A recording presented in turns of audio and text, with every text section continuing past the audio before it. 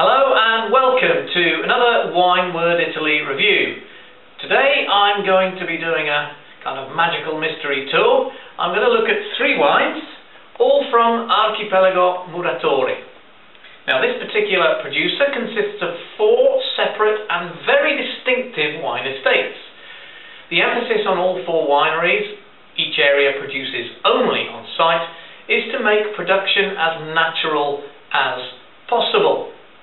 The company maintains individual labelling for products from each estate as follows. We've got Villa Crespia for the wines produced in Franciacorta, which is between Lake Garda and Lago di Seo, producing exclusively sparkling wines. There's Rubia al Colle, which is in Val di Cornia, not far from Livorno, where the products are red wines. Giardini Arimei, which is on the island of Ischia in the Bay of Naples, best known for the extraordinary dry Passito and also a Bianco Ischia Superiore DOC. And finally, Oppida Aminea, which is near Benevento in Campania. Here you'll find not white, but yellow wines produced from grape varieties with yellow skins. I'll be reviewing just 6 of the Archipelago Muratori range. There are currently over 20 different wines produced. For more information, see www.archipelagomuratori.it. So let's imagine you've organised a dinner with friends. We'll try to place the first 3 Archipelago Muratori wines alongside what is on the table. So, first up, we've got this. It is Villa Crespia, Cesonato Franciacorta DOCG Saten. It's not a millesimato, it's not all produced from grapes of one harvest, so there's no date attached. Okay, the name Cesonato means a vineyard protected by trees and hedges. Now this is particularly important as the grapes used in this wine are grown high above Lago di Seo on a north-facing slope. Therefore they ripen slowly and develop delicate aromas and a gentle acidity. Relatively low yields help to increase the quantity. All the grapes are Chardonnay, okay, 100% Chardonnay, and the name, the word Saten, is a Franciacorta word for a gently effervescent sparkling wine. In fact, the pressure inside the bottle is no more than 4.5 atmospheres. Vinification is traditional, off the skins. 10% of the must is fermented in barrique with locally selected yeasts. If you can see here, this is George. Down you get, lovely. It's matured on the yeast in lit stainless steel for 8 months, partly in oak for 6 to 12 months. Re-fermentation and bottle aging is for at least 28 months. The alcohol comes in at 13%, so let's get it open and see what we are getting. There we are. I couldn't find the tab because it was covered. There's a tab there. I could have saved myself lots of effort and I got that straight away. Okay. So here we go. Okay, nice labelling on the branding on the cork as well. Franciacorta, Villa Crespia around the sides there. So let's pop it open and see what we've got. Oh, some natural fermentation there, but that's vaporization there. Well, let's have a little look at this. Okay, it's a very, very pale straw yellow. You can possibly even hear the fizzing there because it's quite abundant. Quite abundant. Okay, fine and certainly persistent bubbles coming up from a good proportion of the bottom there. But like I said, Cin-cin means it's relatively low pressure, so it's not hugely fizzy. Oh, and I got a scent of it already there as I passed it. My goodness. Okay, let's pop the nose in, see what we got. Oh yes, a similar smell to what we had until the rain washed the smell away. Out in the orchards there, white flowers, blossom, and there's a hint of freshly baked bread as well. My word. Okay, let's get the taste going and see what we've got. Cin-cin.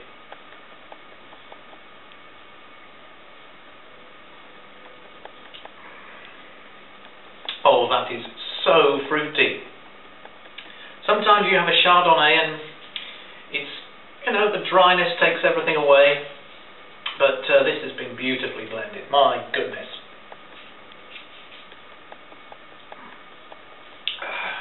And the flavour staying there, nice and persistent. Even got a suggestion of sweet spice, possibly vanilla.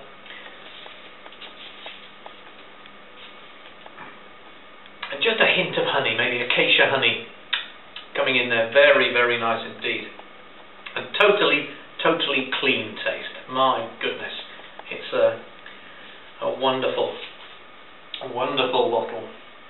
Okay, so what would we have this with? Well, certainly a fish starter, or maybe some shellfish. So this would go along with beginning the meal. Obviously, you could use it as a celebratory drink, but if we're thinking of putting it with dinner, it's a fish dish or shellfish, and it would go down a treat. Cin-cin.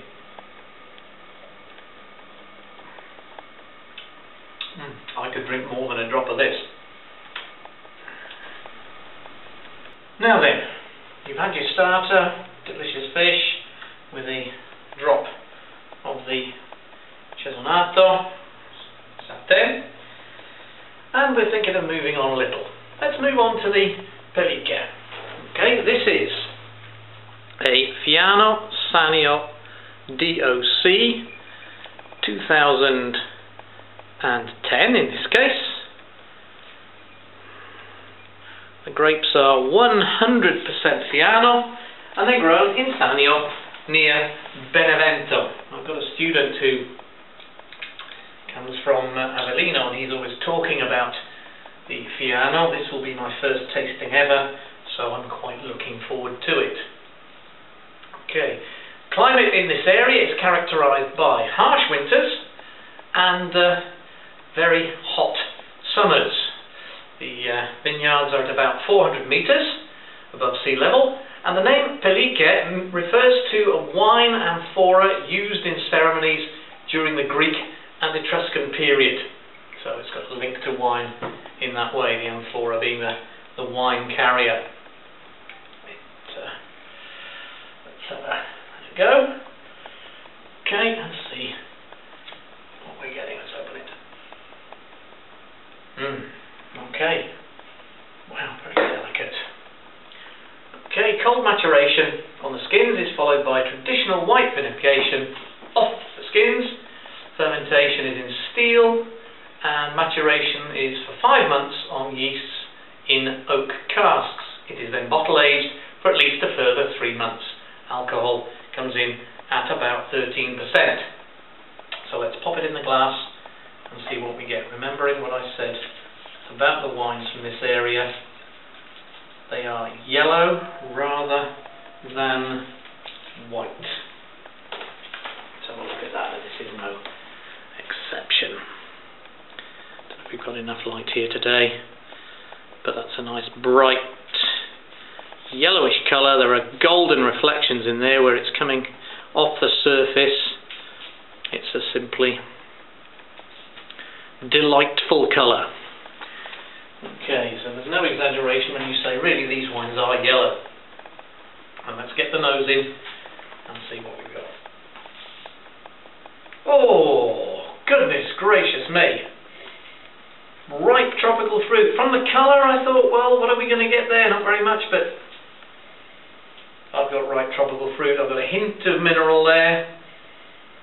Again, the white flowers. It's a lovely scent.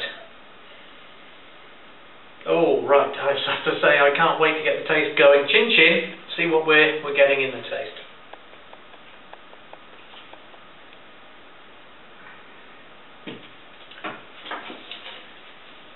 Goodness me. I've got all sorts of things in there. Let me have another go. Yes, I've got the tropical fruit. I've got a hint of licorice coming in from somewhere, which is a bit of a surprise. That could be the mineral part.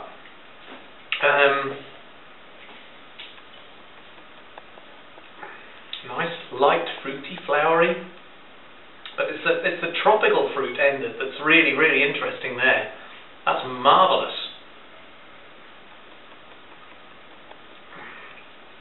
And it's quite sustained too. That's not...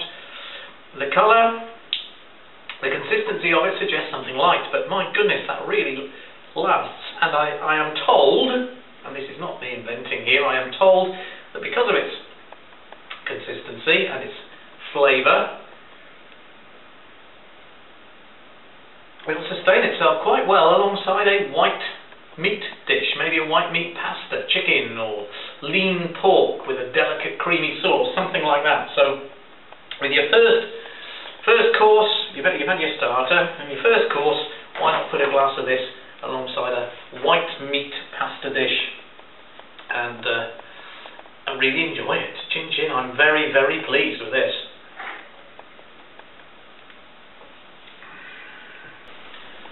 Okay, and wine number 3 from Archipelago Muratori. This is rather special. It's their Barricoccio, Val di Cornia, Suveretto, Sangiovese DOC 2007. And if you look at the labelling there, the suggestion, possibly artistically, there is the shape of a barrel. The name is actually a trademark. Okay, Barricoccio is a terracotta container the same size and shape as a barrique.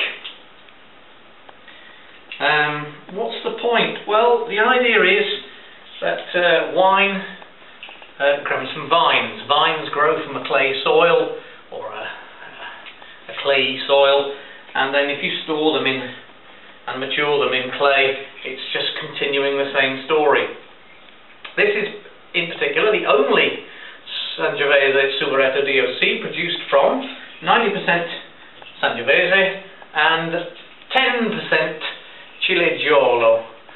Okay, the vines were brought back into useful production when an old vineyard in Val di Cornia was revitalised in the 1990s. Now, the idea of using these terracotta barrels started in 2004, and this is actually only the second year of production done in this way. No wine was produced in 2005 or 2006. It actually spends 2 years in the clay and at least another 2 years to refine in the bottles. So without any further ado, let's get the cork out and see what this is all about. That seems to me a little dry. I hope we're okay. Oh no, that's alright. I didn't have it lined up properly, that was all. Let's pop this out and see what we're getting here.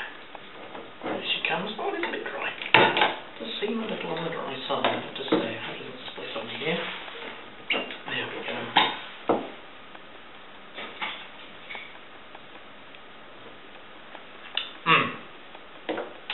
Well, if the cork is anything to go by, we're in for a very great treat here. Now let's pop some in the glass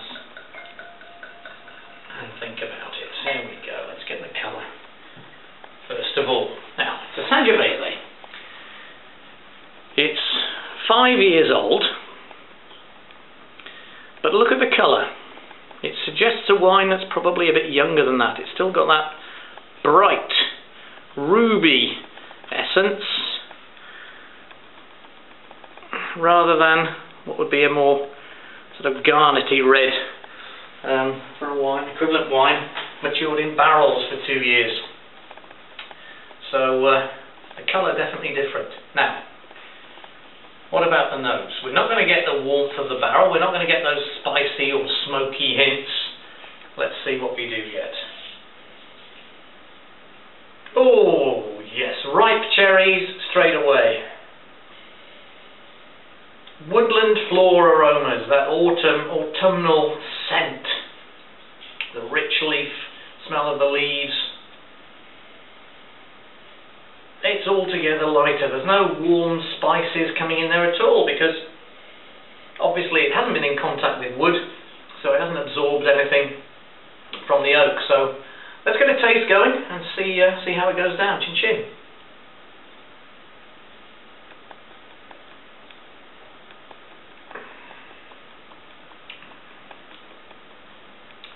That's very interesting indeed. That is smooth. Sensation is dark fruits. I mean, it tastes like a much younger Sangiovese, really. But and yet it's got the maturity as well. Very, very interesting. What a splendid idea. I hope they decide to produce another year. I'll have to find out what their plans are, or what they've got laid down.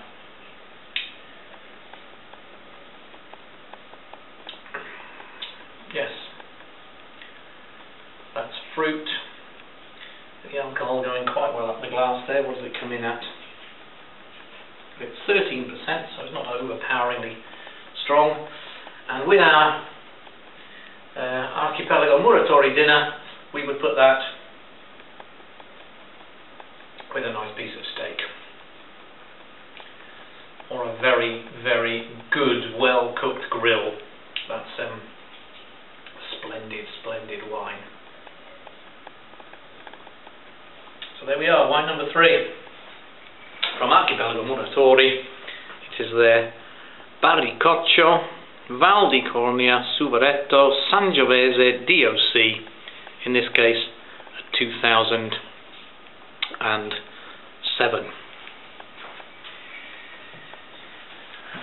That's all for today. I'll see you very soon on another Wineword Italy review. I'll leave you with a Barricoccio. Cin-cin.